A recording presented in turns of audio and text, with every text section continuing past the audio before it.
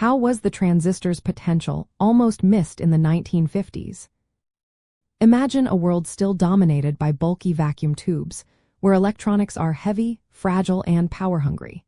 Now picture a tiny device that could change everything but almost didn't.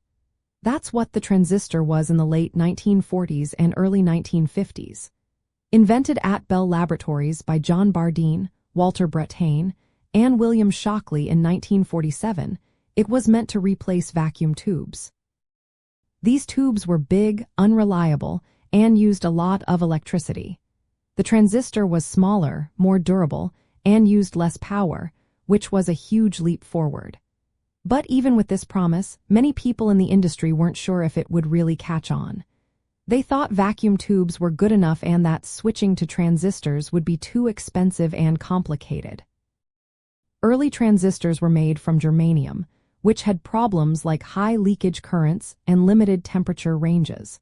This made them less reliable for many applications. Plus, the first transistor radio came out in 1954, which was exciting but still a niche product.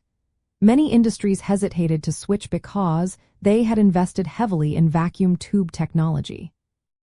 It took years for silicon transistors to be developed, which had better qualities like lower leakage and wider temperature ranges. Silicon transistors started being mass-produced in 1950 by Texas Instruments, and that's when people began to see their true potential. But even then, it was a slow process. Companies needed to update manufacturing lines and learn new techniques. The shift from vacuum tubes to transistors was not just about the device itself but also about the entire way electronics were built. It was a gradual change that took patience and effort. Despite the initial doubts, the transistor eventually proved to be a game changer. It became the foundation for all modern electronics, from radios to computers. The development of the integrated circuit in the late 1950s further boosted its importance.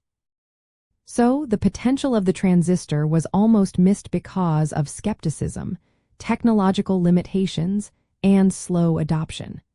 But once those hurdles were overcome, it transformed the world in ways that were hard to imagine back in the 1950s.